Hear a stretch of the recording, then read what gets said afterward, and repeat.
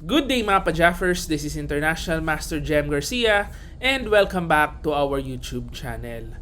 So ngayon po katatapos lamang ng Philippine National Chess Championships at ako po kasali doon kaya medyo matagal tayong walang video. Pero ngayon tapos na ito, maganda i-recap natin yung mga magagandang games dito sa National Championships natin. And ang titingnan po natin ngayon ay yung naging championship game sa pagitan ni Grandmaster John Paul Gomez and International Master Daniel Quezon. Ayan, so going po to the last round para magkaroon kayo ng konting background. Si IM Quezon po ay tied for the lead kasama ako. So, nasa must-win situation kami kasi ang kalaban niya si GM John Paul Gomez, half a point behind. Ako naman, ang kalaban ko ay si FIDE Master Christian Arca at pares po kami na nasa must-win situation. Sinong mananalo sa last round, siya po ang magiging national champion. Pero tingnan natin anong nangyari sa laban ni IM Quezon kay Grandmaster Gomez. Ayan, so ito po nag-start with D4. Take note pala, white po si GM Gomez and black po si Daniel Quezon. And dito nag-Knight F6, C4, G6, Knight C3, and Bishop G7. Ito po yung tinatawag na King's Indian opening. So E4, D6, H3, castling, Knight F3, and nag C5.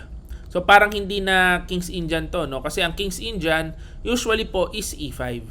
Ayan, ang ginawa pala ni Quezon, parang tawag dito ay Benoni setup. Ayan, C5, D5, E6, and then pagka Bishop D3, kinapture, capture, Rook E8 check, and Bishop E3. So ito po alam ko ano lang ito linya pa rin itong nilalaro nila.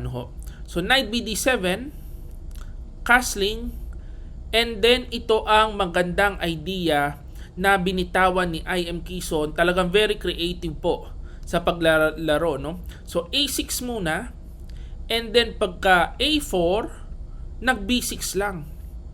Ayan, so medyo kakaiba ang setup na ginagawa, pero makikita po natin ang idea sa next move. So pagka Queen D2, ang ginawa is Rook A7.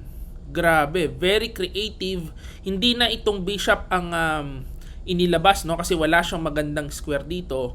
Yung rook na lang ang dinevelop with the idea of Rook E7, bigla ang battery kagad sa open file yung mga rooks ng itim.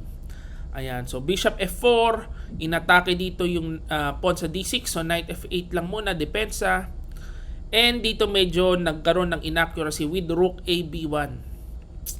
So bakit kaya siya nag Rook AB1? Siguro po umiiwas lang doon sa mga yung long diagonal ng bishop. And baka meron ding idea with B4 idea. So medyo makunat lang natira. Kaso ito nag-Rook AE7. Ayan. Andito na sa battery, sa E-file. And ngayon, umatake with the G4. So take note po, nasa must-win situation si GM Gomez kung gusto niya ng magandang standings. Kasi pagkatabla lang, parang mauuwi siya sa 4th place. Ayan, kung natabla ang laban. Ayan, so ito nag G4, makikita natin binigyan ng question mark kasi nagkaroon ng mga weaknesses dito po sa king side at nagkaroon na ng slight advantage for black. At ito po kaagad na counter ni IM Daniel Quezon. Napakaganda nung counter play niya, no? Napakalalim po nung idea. So dito nag H5 lang muna. H5 lang muna, syempre gumawa ng weaknesses sa king side, kailangan po yan basagin. And ngayon pagka G5, ayan, siguro ito na yung na-miss ni Grandmaster Gomez, no? Take note, ito po ay bitin, kaso yung knight sa F6 ay under attack. So kailangan munang igalaw yung knight. So pagka umatras yan, maraming pwedeng gawin ang ang white, no? Pwede siya mag h4 lang para makunat lang muna dito. Solid lang muna sa king side. Kaso hindi umatras si IM Quezon Nag knight e4, pinasugod dyan, no? Yan po ay exchange, sacrifice. So kumain, kain.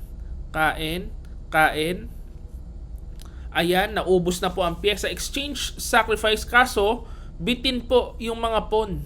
And ngayon, take note, yung king ng puti, kasi kakapush niya ng mga pawn, ay very weak na. Pwede na pong atakihin. So itong ginawa, nag b3 lang muna. And then pagka-capture, rook fe1, queen d7, and ito na siguro yung fatal mistake with knight h4. Ito na siguro yung mali, no? Kasi binigyan yan ng dalawang question mark at kung makikita po natin yung evaluation bar, talagang lumaki ang lamang ng itim. Ayan, so ang best way po is bishop g3 lang. Ayan, siguro isi-safety muna para hindi yung pasok ng queen sa g4 walang check. And kung mag queen g4 man, ang nakikita ko dito pwedeng paalisin ng knight Pwedeng paalisin ng knight papuntang h2. Tama kaya yan? Tingnan ko sa engine sandali. Mali. Ang tira is knight h4. Ayan, magna knight h4 pala at lalamang pa.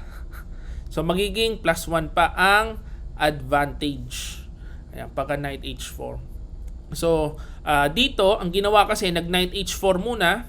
Tingin ko yan, stopping yung queen f5 ideas, kaso na merong naiwanan na square yung knight. Kasi yung knight po dito, yan ang taga-control ng d4 square. So naiwan yung d4, ngayon tinamaan siya ng rook d4. Pagka rook d4, queen e3, merong malakas na bishop e5 attacking threat. Ngayon, yung knight po sa h4 under attack. At pagkakain, hindi po ma-capture yung pawn sa e5 kasi bitin yung knight sa h4. At kapag naman umatras yung knight na yan, merong queen g4 check and next move is checkmate. Ayan. So nag knight g2 na pwersa, talagang under attack na po, under fire na yung king ng white, no? So take note, hindi po pwedeng mag-rook g4 kasi mabibitin yung bishop sa h3. Kaya ang ginawa is queen g4 and then pa queen g3, h4. Dito alam ko tagilid na po ang puti, no? Kasi take note, pag kumain, mawa one piece down, babaksak ang knight sa g2. And kapag naman ang queen h2, kakapturein lang, and pagka-capture queen f5, tuloy pa rin ang atake dito sa king ng white.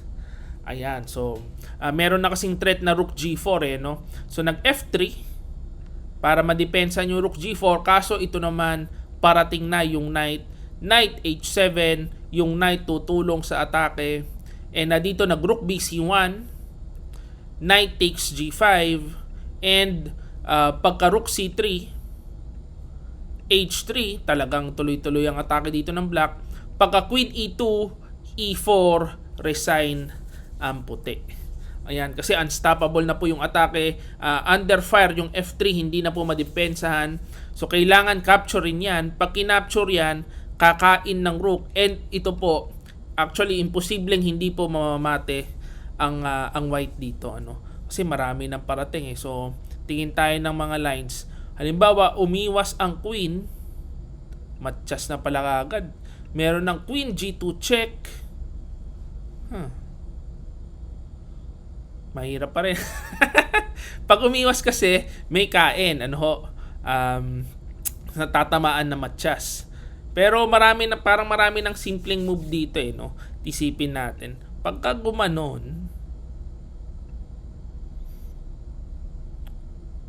anong gagawin natin?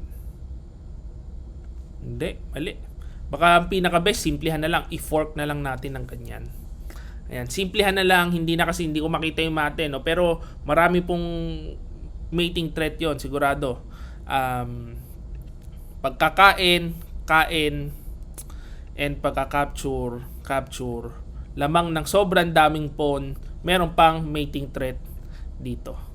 Ayan. Siguro yan po ang pinakasimple, pero definitely meron pang other moves na pang mate dyan. Ayan. Ano ba mga pwedeng pang mate? Rook G4. Mate rin. Mate pala sa Rook G4, guys. Pagka nag Rook G3, merong Knight F3 check. Lakas ng atake. Pag gumanon, pwedeng kainin na lang muna ito. Safety lang muna. Pag kumain, capture. Ganun lang din talaga ang uwi. Okay. So yan po ang ating game for the day. And yan po ang naging championship game. Kasi ito po ang final standings. Ang naging 2023-2024 national champion ay si IM Daniel Quezon with 9.5 points. And ang second place ay ako po with 9 points. And yan pong second place na yan, very important kasi nasama ako sa Olympiad team sa paparating na 2024 World Chess Olympiad. Nag-qualify tayo kasi ang top 3 po dito sa tournament, yun ang ipapasok sa team, no. Hindi pa lang namin alam kung sino ang magiging 4th and 5th man, no, kasi si WGM Janelle May Fry na yung nag third place po, alam ko sa babae yan maglalaro. So hindi pa natin alam kung sino yung 3rd, 4th, and 5th. So yan po, nakadepende pa yan sa federation. Hopefully si IM pa maisama 4th place po sa national championships. So yeah, waiting lang tayo dyan. And siguro ako mag-a-analyze din ako ng mga games ko dito sa national championships. Depende kasi marami akong mga magagandang games. Kung makikita nyo yung standings, no, meron po akong 1, 2, 3, 4, 5 wins and 8 draws. So isa po dyan sa panalo ko ay yung game ko against Grandmaster Joey Antonio. Kung gusto nyo pong i-analyze ko yan, pwede po. Pag-iisipan ko muna. So yan po ang ating game for the day. Hopefully na-enjoy nyo itong game na ito. At kung na-enjoy nyo, please like this video and subscribe to our YouTube channel. This is International Master Jem Garcia. See you again next video. Bye-bye.